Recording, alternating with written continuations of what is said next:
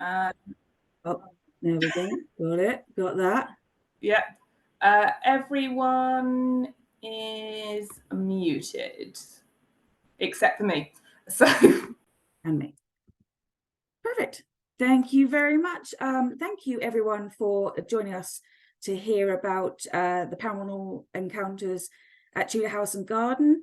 My name is Emily, as Becky said, and I've worked at Tudor House now for several years. And another thing, most of you have heard, but some of you may not have done, there is a not 0% chance of my cat joining in. So hopefully she won't. She seems to have disappeared, but we'll see what happens.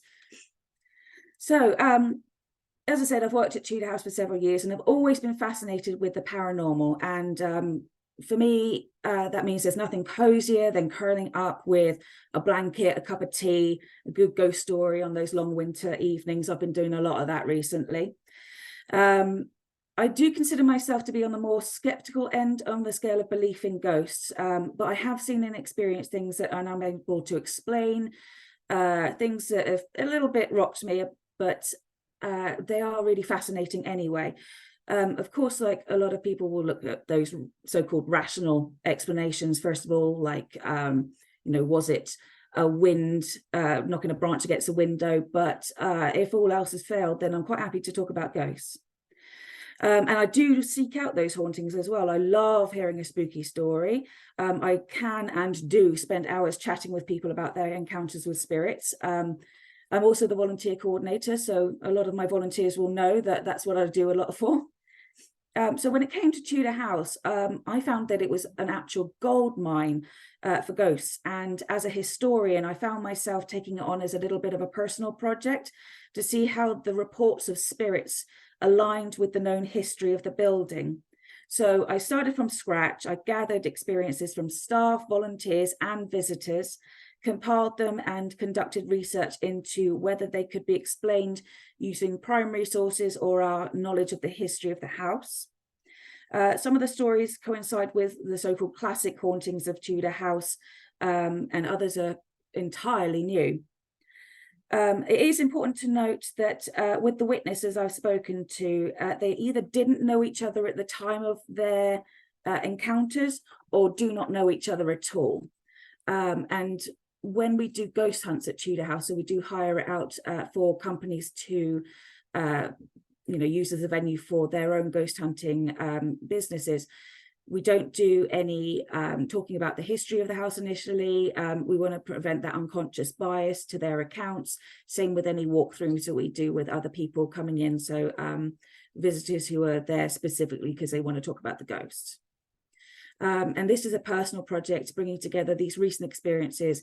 And it really has shown me that Tudor House, despite all we know about it, just might have more stories to tell. So tonight I will be telling you about these experiences all the way from the attic down to the cellar.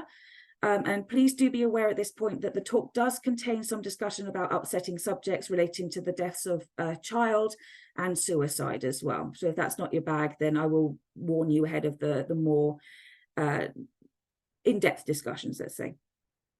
Also, if you have any experiences you would like to share with us here or with me privately, you can pop them in the chat, as Becky said, or email me directly, as Becky said as well. And if you're happy to pop my email address in the chat, it'll be fabulous. Thank you very much. So this, by the way, is a picture of Tudor House in the 1880s. It's a beautiful picture. I really enjoy that one. So hopefully a lot of you have been to Tudor House before. But for those of you who haven't seen us, please do come along. Tudor House is located in Southampton's Old Town. It's within the city walls. It's actually on a really old site as well. The oldest part of the site dates back to around the 1180s. And that is King John's Palace, which is ruins just at the back of the plot. The main part of the house, though, was originally 3 medieval properties, and those dated to around about the 1200s, and they were amalgamated in 1491 by a man called Sir John Daughtry, and he was a local merchant and landowner, so he had the money and the resources to buy those 3 properties and amalgamate them. And he lived there until his death in 1518, And from there, the house has passed from the rich to the poor over those centuries. It stood through Southampton's most prosperous and most poverty-stricken periods as well. And each of the owners over the years have left lasting impressions on the house, which can still be seen today. Not necessarily within their spirits. What I mean by that is their architecture. The biggest change, though, really came by the 19th century. So Tudor House and the area around it started to decline into abject poverty. And as a result of the first industrial revolution, which is generally given to be around about 1770 to 1830, that sort of time, we get a massive expanse in steam-powered travel. And for the first time, this meant that ordinary people could travel longer distances in a shorter amount of time. So they started going on holidays and things like that, enjoying their leisure time. And Southampton, having always been a port city, was able to rapidly expand to welcome cruise ships, steam trains, and profitable trading docks as well. So this led to that population boom in Southampton, which attracted lots of people. They started businesses, settling in the city. It was a great place to be. However, it really did coincide with quite a drastic recession as well. So during that time as well, so we're talking about the 19th century, early 1800s, we've got the American Revolution and continued struggles with the new United States. We've also got the French Revolutionary Wars. So because of these, we had high taxation, and these were meant to fund the wars as well. And those who were unable to take advantage of new innovations and business were kind of left to fend for themselves in poverty. For Tudor House, this meant that the area of St. Michael's Square in Old Town, which is where Tudor House sits, it became a slum, and that was known at the time as rookeries. It was very overcrowded. There were cheap lodgings, poor sanitation, and little access to reliable healthcare. By 1850, it was deemed unfit for human habitation, though it wasn't until 1894, with the death of a woman named Ellen Wren, who was living in abject poverty, and she died in Simnel Street, which is a stone's throw from Tudor House. At her death, there was public outcry, and action was then taken to clear the slums and improve people's lives. Tudor House would have been demolished alongside the rest of the dwellings. Over the course of the 19th century, it had been subdivided into several businesses, so it was no longer a complete house. And we have newspaper articles placing the Pope family moving their dyeing business into the ground floor as early as 1830. So they are the first ones to have the business. And then we have Court's bookbinders who had the front of the property. And then the Pools were architects who lived upstairs. So there's a lot of people, because it's not just the business and then going home at the end of the day. They lived in the house as well with their families, and some of them were huge. However, in 1886, the house was bought by a local philanthropist called William Spranger, and he worked alongside and around those business tenants to restore Tudor House to its former glory. It's a little suspect, but there we are. He opened the house as a museum in 1912, and it still stands today as Southampton's oldest museum. It really has delighted generations of people. It's got creaky floors, that hideous stuffed puppy, if you know, you know, and tales of spooky happenings. So let's talk about hauntings. I love this picture more than anything.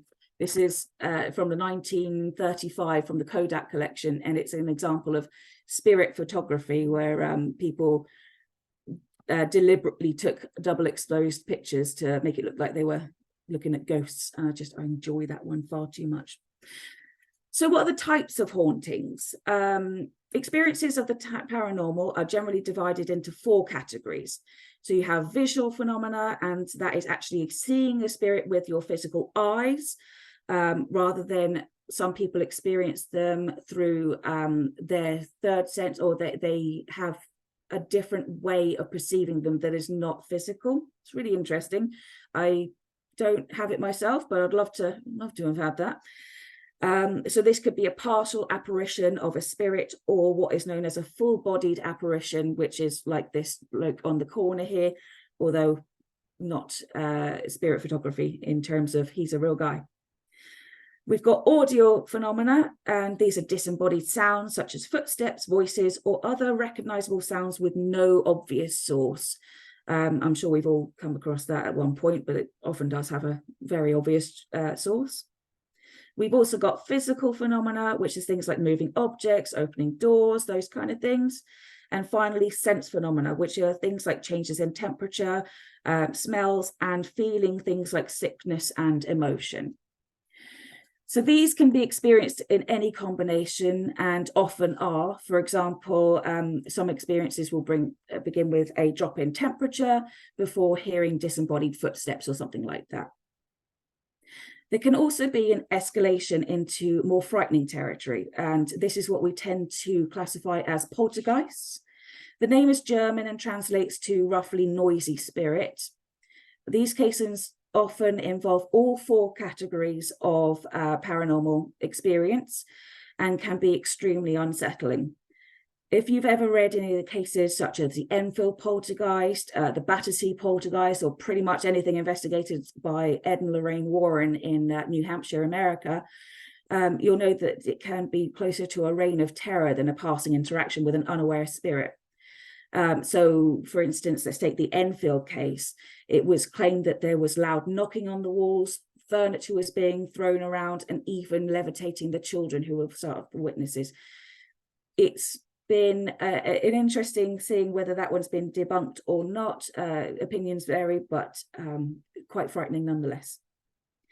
So most of what we think of when we're talking about sightings or episodes are experiencing spirits of a deceased person interacting with their environment as they would have known it while they were alive and unaware of the living people. The idea here is that the fabric of the environment has somehow recorded portions of that person's life and replays it repeatedly like a VHS tape, to age myself. These are known as residual hauntings or stone tape theory, which is what we have at the bottom there.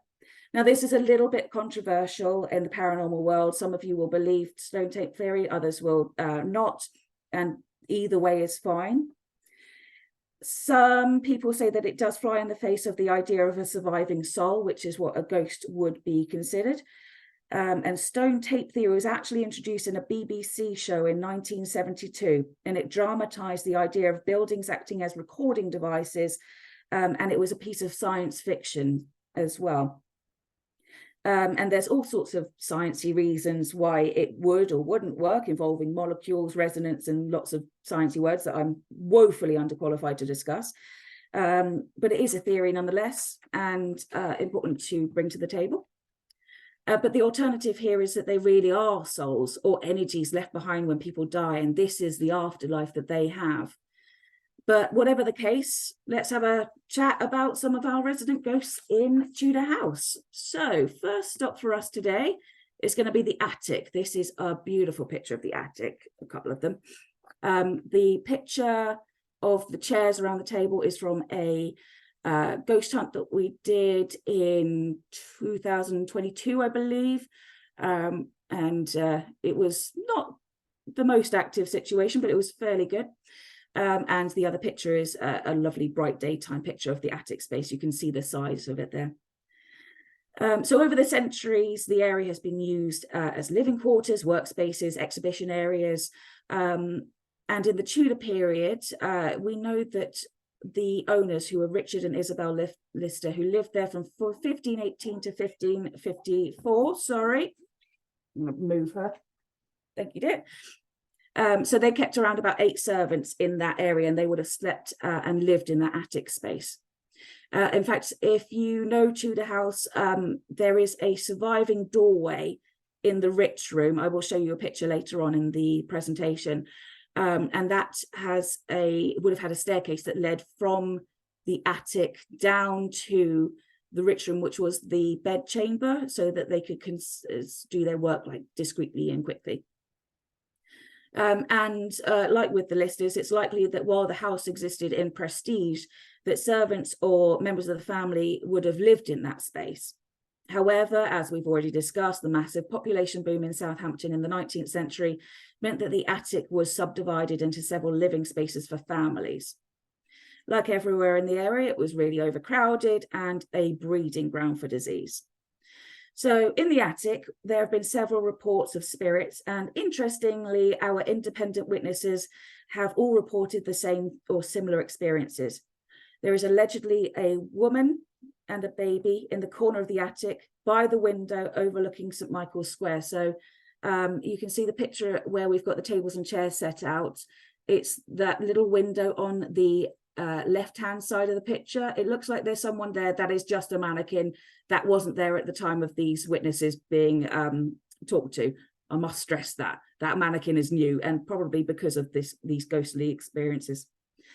So those who are sensitive to the emotional aspects of these hauntings have all reported an overwhelming sense of sickness and sadness from this corner. The woman herself is said to be in Victorian style dress with a simple long shift dress on. And I'm going to channel my inner Danny Robbins here. If you know, you know. Our first witness to this haunting stated that they'd seen this woman in the corner, and she was melancholy, staring out the window. On this occasion, she did not have the baby with her, but this witness, being very empathetic and often feeling emotions from spirits rather than actually seeing them with their eyes, reported that the woman was grief-stricken, surrounded by sickness. Our second witness also reported a sense of a grieving and sick woman in the corner. However, this time she was in a bed and she had a newborn baby in her arms. They believe that both the woman and the baby died in childbirth, which is tragic, of course, and that they linger where they both died. Remember, it is a place where people are living and working. Our third witness experienced potential auditory haunting, which is new for us here so far. They heard a baby crying inside the attic while they were looking up at the end of the day. Now, with Tudor House, there can be a lot of sound bleed, so auditory hauntings tend to be a little bit more debunkable than anything else.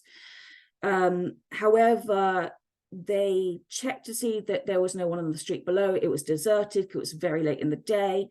And they were very certain that the sound came from within the house. They were standing in the attic when it came through, and they heard it from that corner. It's very unsettling.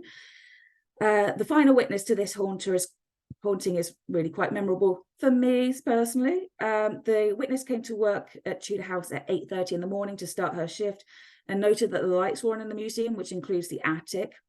And she said that she saw me, quote unquote, looking at her from the attic window. She waved, but I, again, quote unquote, didn't respond.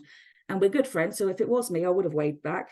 But when she entered the building, the museum was still locked and alarmed, and I didn't arrive at the museum at all until my shift started at 9:30. No one had been in that house that morning. Don't like that one. Don't like me just standing in the window. It's the same window as well, by the way. Now, these accounts all have one thing in common. The running theme here is a woman and a baby, a pervasive sense of sickness and grief, that the woman also doesn't seek to acknowledge living people, and each witness independently identified the same corner as the origin of these disturbances. In terms of a link to history to the house, so far we've been unable to find specific deaths which could identify this woman and baby. However, given that she was reported to be in Victorian dress, this may not really be surprising. Remember, the house was in the slums, it was deplorable poverty, and there wasn't proper infrastructure for care of people outside of workhouses, which were a different type of hell for poor people. So in 1850, a man called William Ranger visited the rookeries on behalf of the General Board of Health, and he reported of this area that there are several common lodging houses in the town, and in some of these, several beds are placed from 1 to 6 in the same apartment, in which lodgers are accommodated without much regard to sex or age. In one, I found 22. The charge for accommodation is 3d a night for part of a bed. In the same year, Dr. Cooper, who was Southampton's first medical officer, he wrote, "I have seen and visited paupers in their illness who have lain in hovels. Most have declared when I was inspecting their houses that they had not been well since they lived there, and yet they paid as much as 3 shillings 6 and 4 shillings 6 rent." As we know, having just been through a pandemic, this close proximity is a breeding ground. So you will spread disease like wildfire. And in fact, these conditions did lead to 2 cholera outbreaks in the area in 1848 and 1863, which purportedly increased the rate of childhood mortality to 42%. It's insane numbers. And that is a child dying within their first year of life. Horrific. So this and the constant threat of these other easily communicable diseases such as diphtheria, smallpox, and tuberculosis, combined with the inherent danger of childbirth itself, meant that sadly the deaths of mothers and babies was not uncommon and often or misrecorded. So that is our first spirit. Let us move on now to the Georgian room, which is slightly brighter. The upper floor of what we call the Georgian wing is actually a building that was built in the 1600s, though it was quite substantially altered in the 1760s when the house was purchased by a London-based artist called George Rogers, and I will always call him George the Georgian, and his wife Margaret, and that is them in the painting there. George looking very dapper and Margaret looking very beautiful in that lovely blue dress. He was a painter, as we said, so this Georgian room on the upper floor became his painting studio. It's got, if you can see, this beautiful wide bay window. It overlooks the garden across to the docks. It's airy, it's bright, it's lovely. And we can still feel that today, as you can see, though the view is a little bit different now that we've got lots of industry in the docks. For this next report, it's important to understand the economic and social circumstances of the area to contextualize them. So George, like many wealthy people at the time, likely moved to Southampton once it had become a fashionable spa town. A natural spring had been discovered near what is now Portland Terrace, and for Georgians, it was a very important thing for them, and it was believed that drinking this natural mineral-rich spring water and bathing in the nearby seawater, these were beneficial to those who suffered from, quote, hypochondriacal afflictions, which basically means that this is a Georgian cure-all for everything. And when Prince Frederick patronized the city between 1740 and 1751, and he was a regular here, many wealthy people followed suit. So we've got a lot of wealthy people in Southampton, and to accommodate them, many improvements, quote unquote, again, were made to help ingratiate people into the house. The area. So we've got hotels, assembly rooms, streets, and even lighting were improved. We can see a lot of the influence today in the city still. So we've got the Dolphin Hotel down in above Bar. We've got the unfinished Polygon Crescent, which was meant to be Southampton's answer to the circus in Bath until the money ran out. And in fact, Southampton became so popular in that time as a spa town that in 1762, guidebooks described it as one of the prettiest and healthiest towns in all of England. How lovely. Now, given that, and as we remember that people come here when they're sick and they need a cure, this room has been subject to a couple of potential hauntings, with our first witness claiming that they have seen an older woman in a black voluminous dress sitting by the bay window diagonally across from the doorway. They reported feeling sickness from this woman again, and that she was potentially a visitor to the house during her lifetime. She may not have lived there, or she may not have lived there for a long time. The second witness to this woman reported much the same thing, with the woman wearing black and exuding a sense of sickness. However, this time she was seen as what the witness took to be a spinning wheel, and in the same corner. So the corner we're talking about is pretty much the left-hand side of that picture of the bay window there. Now, I've got fewer witnesses for this haunting, but it did bring up some lovely information and some fascinating information from archives. George and Margaret lived at Tudor House from 1763 until Margaret's death in 1786.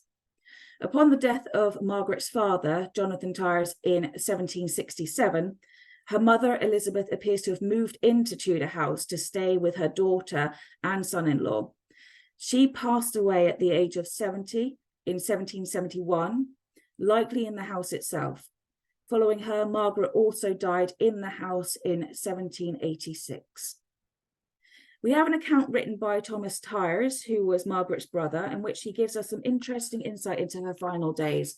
This is very poetic. So he wrote, on the 2nd of October, 1786, departed this life, which had been a life of care and anxiety, in St. Michael's Square, Southampton, Mrs. Rogers, the wife of George Rogers, Esquire, a gentleman much esteemed and resident of that place. She passed her last 20 years amidst the sociable and amusing scenes, the cheerfulness of which she helped to increase by her domestic parties in that hospitable and pleasurable spot. He goes on to say that she was thankful to the Lord of life for existence and took incessant pains during a long and helpless illness, when life generally becomes a disease, to prolong it to its last drop, for she was not grown weary of the world any more than the world had grown weary of her. She breathed her last, overcome by the jaundice and dropsy at the age of 64, without a single groan. Dropsy is now known medically as edema. So we have 2 women in the Georgian period who both died in the house. I found it particularly interesting that the witnesses described the woman as wearing black. Now, like the Victorian period, if you come across Victorian mourning dress, it was used exclusively for mourning in the Georgian period as well, and into the Victorian period. There were several social conventions on dress in the correct periods to publicly mourn the loss of someone. People would wear entirely black outfits, wear jewellery made from locks of their loved one's hair, and reduce their social interactions. Periods of mourning were also important, as I said. For instance, for a parent, the mourning period could be generally given to be between 6 and 12 months, though it was highly personable, and it was a complex decision, and individuals made them rather than having a really strict convention. People may have mourned for years or for a matter of weeks. It did depend on their relationship with the deceased. Interestingly, however, in 1786, several of the Tyres family friends did pass away, and this is the same year as Margaret. So perhaps she took to mourning for them as well. The spinning wheel I was also interested in as well. Ladies in the Georgian period had many pastimes, especially while they were convalescing. They would read, paint, play instruments, play parlor games, and lots of handcrafts. Oh my God, the handcrafts. These include things like the embroidery and fancy needlework, generally to embellish things that they already had, things like their clothes, their pillowcases, table covers, those kind of things. Spinning at a wheel, it was generally something that a poorer woman may have done in order to make the clothes for themselves and their families, or to sell as a living. But apparently Margaret and Elizabeth were quite industrious. They, in fact, opened pleasure gardens at Vauxhall, and that was their main pastime, as it were.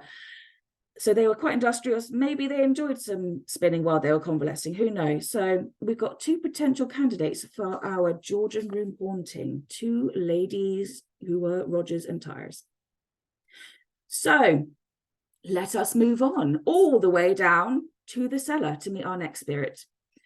It is here that I'd like to reiterate my earlier content warning about this section, as I will be discussing suicide and suicidal stigma. If this isn't your bag, then maybe come back for the next section. But I promise you it's interesting. So the cellar, it is architecturally fascinating. It dates to the 1200s and is divided into 6 individual sections. Now, remember at the very start, I said that that Tudor House was once 3 older medieval houses, and it's here that we can see where they were joined together. We actually walk through those 3 houses down in the cellar. It's really quite something.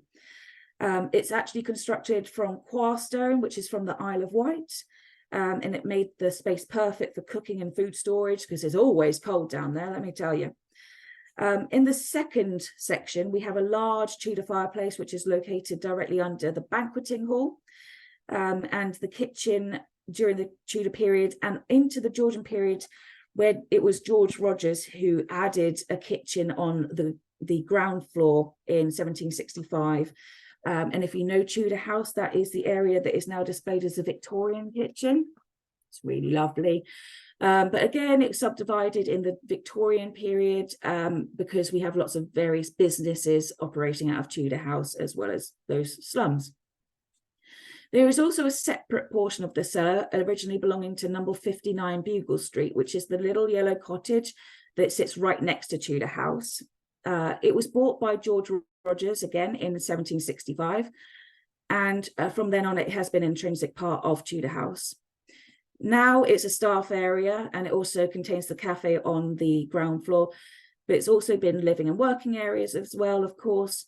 And in the early 20th century, it was in fact the home of the museum caretaker and his family. However, during the Second World War, it was used as an air raid shelter during the Blitz. I mentioned this as, well, there are no particular spirits attached to that shelter, feelings of dread, of course, but no particular sightings. Many people feel incredibly uncomfortable in there. And perhaps it could be linked to some of the activity in the main cellar. We'll never know. However, moving on to this main cellar, the first instance I'll talk about today had so many witnesses in the end that eventually it changed our policies about entering the cellar at all. The main portion of the cellar contains a lot of our electrical equipment which runs the museums. So the heating system, computers controlling interactives, fire suppression, things like that. Because of this, it is completely out of bounds to visitors unless you're accompanied by a volunteer or a member of staff. Therefore, you need to take the keys to get into the cellar. Now, on several occasions, staff have reported being locked in the cellar, despite leaving it unlocked behind them when they went in and being in possession of the key. This has happened to at least 4 members of staff that I'm aware of, including me. They will return to the door after doing what they needed to do in the cellar and find the deadbolt in place. It's one of those that you cannot lock the door without using the key physically. And it is quite frightening to be locked down there in the cellar because it's dark and cold, as I said. So when the door does spontaneously, who knows, open again, all of us, to a man, have confronted the other staff and asked, why did you lock me in the cellar? Now, I've been on both ends of this experience, and I can promise you that on every occasion, no one has ever had a chance to lock that door. There is only one other key to the cellar, and it is kept in a drawer at hand for the front of house team at the reception area. Each time this has occurred, the team are too busy to leave the desk, which is why the staff went down there alone. And the key is found to have been in the drawer the entire time. So certainly while I was working at Tudor House, when someone enters the cellar, you must take a radio, a phone if you can, and never enter the cellar if there is no one else in the museum to let you out. I tell you this because many people feel very uncomfortable in the cellar, as I said. Whether this is to do with the electrical equipment or the resident spirit, we will probably never know. However, there is one consistently reported spirit in residence who appears to want to be left alone. And maybe he locks a door to prevent people coming in to bother him. Again, our first witness to this spirit was on a tour with me throughout the house, and they did describe themselves as sensitive to the paranormal, having had many interactions themselves. As soon as I took them into the third section of the cellar, which has doorways to the left and the right, they immediately turned around and told me that there was a man on the left section of the cellar who we had surprised and did not want to be seen. It was a really immediate reaction from the witness, and it was so decisive. Of course, I checked, there was no one there. When we eventually made our way to the final section of that cellar, once the witness felt that it was okay to proceed, we went into what is known as the tree trunk room. And these are pictures of the tree trunk room. So the one that's in colour is as it is now, so you can see those great big trunks that are keeping the house up. It's part of the foundations. They are lovely. And this black and white one here is a picture from the early 20th century from a different angle. It is quite the room, and if you've ever been in it, it is spooky. So the witness did state that this is where the spirit often lingers. The second witness also encountered this man in the tree trunk room, and both independently, and they've never met each other, gave extremely compelling accounts of this spirit. He's described as a young man in his mid to late 20s with dark hair, around 5'8", wearing Victorian period fashion with no hat on.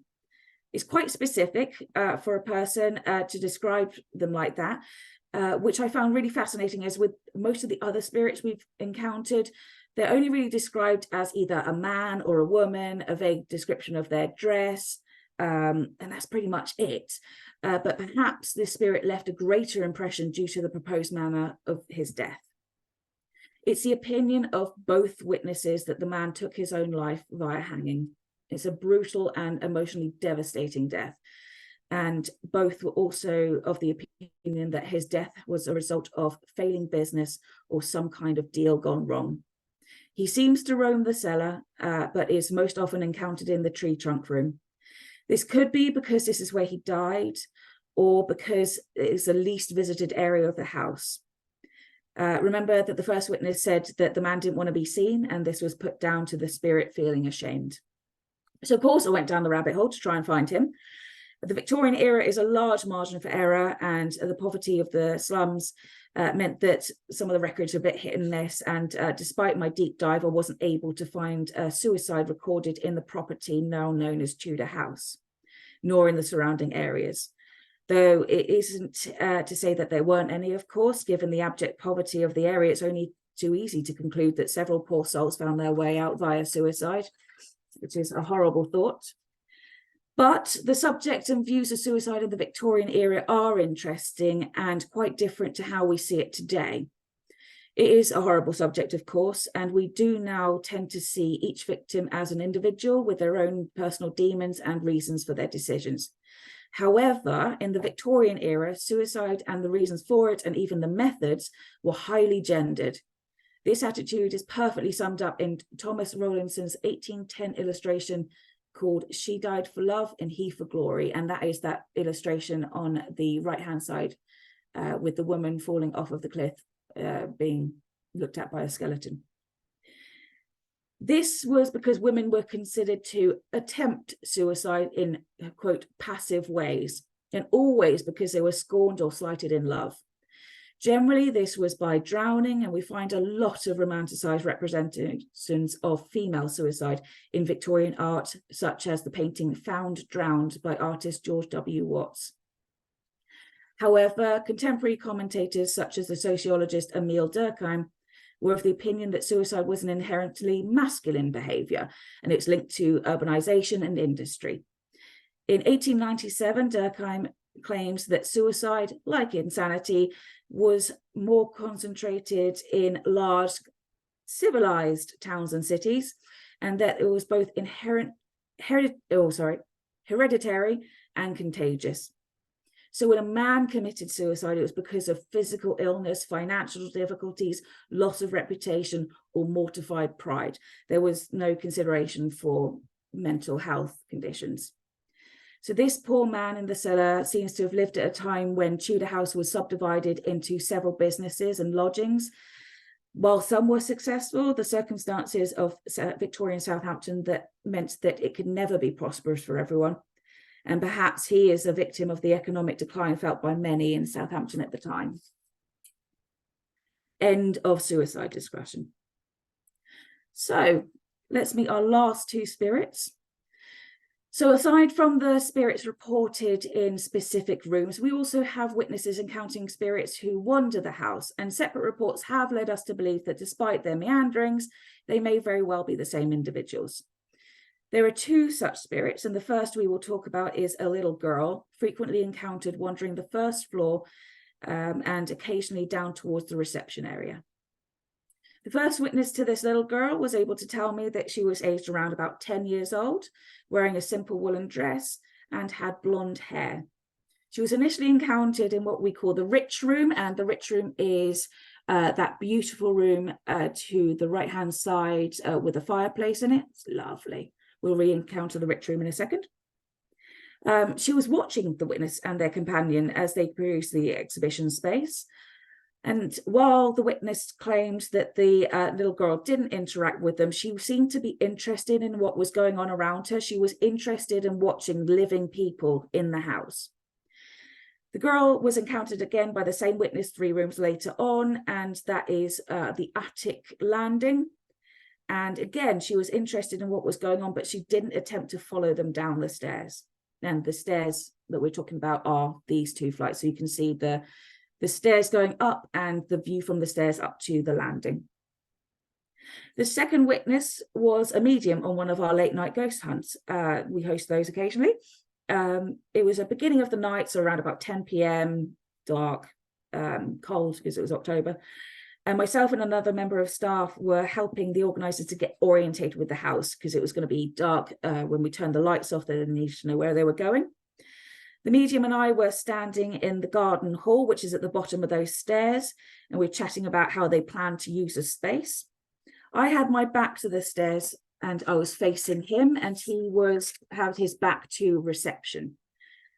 He kept on looking over my shoulder, and it was really distracting me. He was distracted himself. And eventually he just asked, apropos of only that, have you not been here for a while? Have you been away from this house? Now, at the time, I had been away from Tudor House for a number of months after having been there almost every single day. Upon telling the medium this, he just casually told me, there's a little girl on the staircase looking over at you, and she feels pleased to see that you're back here. There was no little girl. It was 10 o'clock in night. They were all asleep, hopefully. He also described this little girl as around about 10 years old, blonde hair with a plain woolen dress on. Now, as we've discussed before, it's really hard to pinpoint specific deaths in the house. And at this time, we don't even have a time period for this little girl. We don't know when she comes from. Of course, there's loads of children who've lived in the house over the centuries, and until the mid-20th century, it was sadly all too common for children to pass away from what we now consider to be very preventable ailments. The only potential link that I could find is with the Poole family, who are architects and lived and worked on the first floor during the latter part of the 19th century. We know that they sadly lost at least one child during their tenure, a daughter, Alice, who died in 1875 at the age of 14. A little older than 10, but she could be our wandering spirit. Oftentimes in the past, children would have looked younger than they actually were. So it could be Alice. And then our last spirit. He is an important one, and without him, we wouldn't have Tudor House now. And perhaps he's living here to continue to oversee his investments. So as I said earlier, in 1886, William Spranger bought the freeholds of Tudor House with the intention of restoring it and turning it into a museum. He allowed the tenants to finish their leases and carried out the restorations around them, including the Poole family, who helped him with the architectural designs. As we discussed at the beginning, we've got those slums, and it was going to be entirely demolished after public outcry following the death of Ellen Wren in 1894. Ellen was a well-known character in the area. She struggled to make ends meet and hold down a job. When she eventually died in abject squalor, only a stone's throw from Tudor House, that was it for people. They should be cleared. Spranger's timely investment ended up saving Tudor House, though, and his sometimes suspect restorations are the reason we still enjoy the building to this day. We believe the next haunting to be Spranger himself.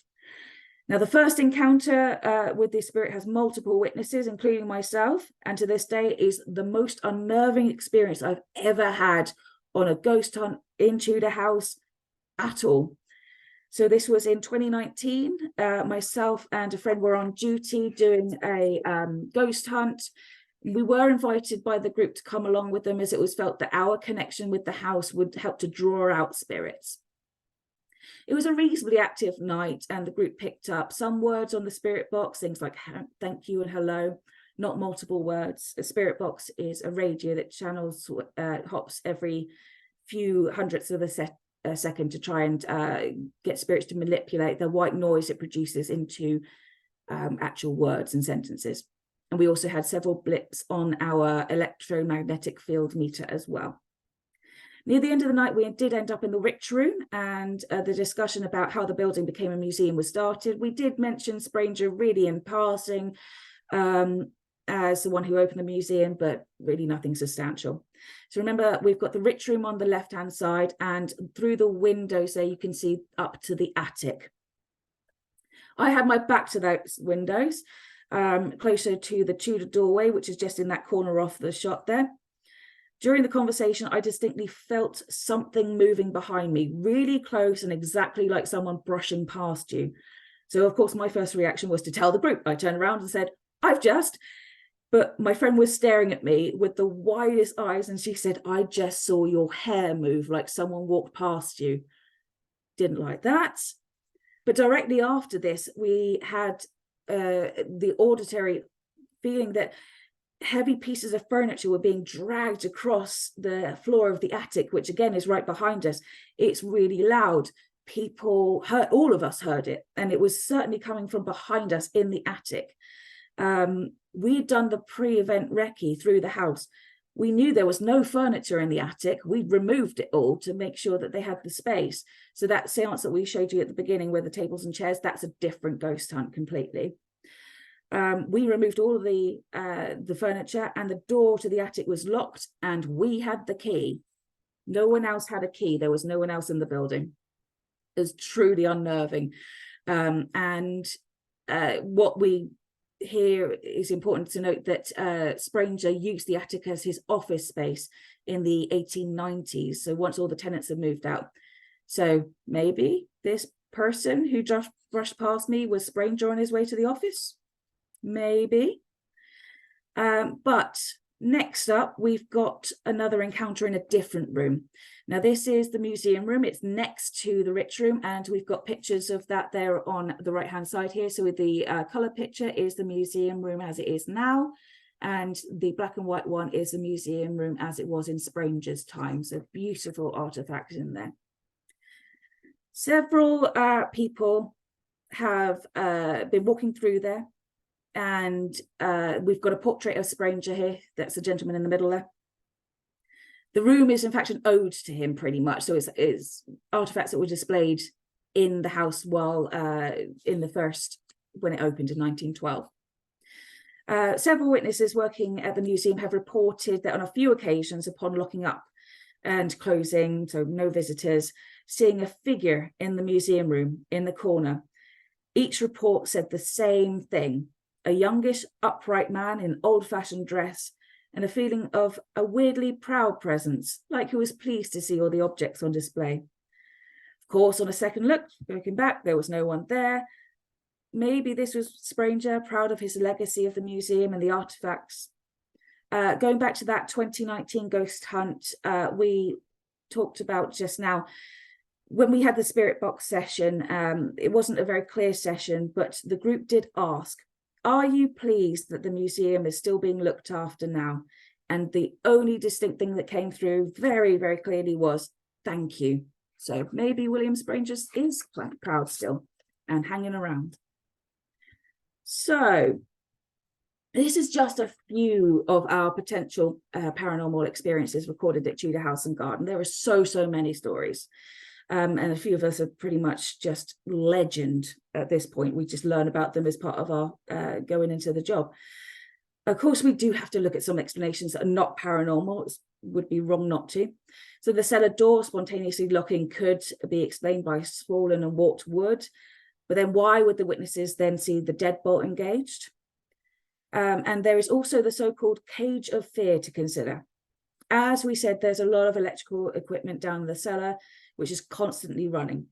While all appliances have an electromagnetic field, or EMF for short, prolonged exposure to high levels of EMF, whether we realize it or not, have a considerable effect on the brain and our perception of reality. It can cause a wide range of symptoms such as nausea, anxiety, headaches, dizziness, even hallucinations. This is what's known as the cage of fear. You get a little bit more paranoid. And a lot of the time, people will bring along an EMF meter to a ghost hunt to rule out potential hauntings. It's a method that they use. However, on the flip side, it can also be, it's also the belief that these EMF fields can be manipulated by spirits to communicate. And we can use these EMF meters to talk to these spirits. So you would maybe see a raise in the readings when you're asking yes/no questions, intelligent answers to those questions at the right times. But it really is situational. and each investigation will take into account the latent EMF readings of the areas that they're investigating. Combined and sometimes enhancing this cage of fear theory is the infrasound. This is sound in the range below 20 hertz, which humans cannot hear, but we are still subject to the sound waves. Psychologist Richard Wiseman, who is a fellow of the Committee of Skeptical Inquiry, has suggested that exposure to infrasounds could lead people to believing that they have had paranormal experiences. However, it was experimental researcher Vic Tandy who was the first to demonstrate this theoretical link. One night while he was working in an allegedly haunted lab, Tandy noted that he started to feel really anxious, like he was being watched. He also reported seeing a grey blob in the corner of his eye, and noted that in the same lab on a different day, the blade of his fencing foil, he was a keen fencer, started to vibrate wildly despite the handle being in a vice and across the room. No one was touching it. What it turned out to be is an extractor fan in the lab was operating at 18.98 hertz, which is within infrasound range. Interestingly, this is also very close to the resonant frequency of the human eye at 18 hertz, which is given by NASA. This may have been why Tandy saw the grey blob, and he and his fellow researcher, Dr. Tony Lawrence, published a paper called Ghosts in the Machine in 1998 with these findings. It's really fascinating infrasound. It can make you feel really wonky. We never know whether ghosts are real or not, and we will all have differing opinions on the matter. When it comes to Tudor House, though, it is such a ubiquitous part of Southampton, and it is intrinsically linked with the fortunes of the area. It tells a story of people rather than things. And a lot of people who grew up or visited Southampton will have a memory of Tudor House in one way or another. It's creaky, the roots are circuitous, we've got some weird artifacts, that taxidermy puppy, if you know, you know. But the house never feels unwelcome. It's even the cellar. While it's unsettling, it's never malevolent. You know, people are just happy to be there. Perhaps then it is the ghosts who ironically are helping to keep the building alive and relevant while appealing to the imagination while you were in a historic environment surrounded by so much local history and the people who lived it. The ghosts, whether they exist or not, are as much part of the museum as any of its artifacts. And as long as people continue to believe in them, to talk about them, experience these paranormal phenomena, they're going to remain with us. So thank you all so much for listening. I'm really pleased that you were able to come tonight. This is my first talk that I've done in a very long time. Just a couple of shout outs here.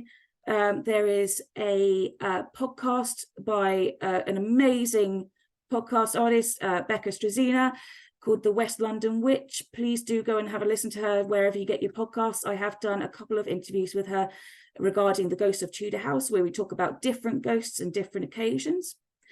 If you are a part of a ghost hunting crew, we do hire out the venue for ghost hunting. So there's an email address up there. If you're interested in tours of the museum, you can get in touch with my friend Becky here at museums.education, and they will be more than happy to help. My email address is there as well. Tell me your ghost stories. I love them. I'm a bit of an addict. And then for more upcoming events, we have the website tudorhouseandgarden.com for future events going on. Thank you very much for listening, and I'm going to open it up to questions now. But I'm going to stop sharing my screen first. Okay. Thank you, Emily. That was really interesting. And if anyone wants to give Emily a round of applause, that'd be lovely. Or you can do it or you can do it virtually as well. So I'm going to stop recording now. Thank you very much.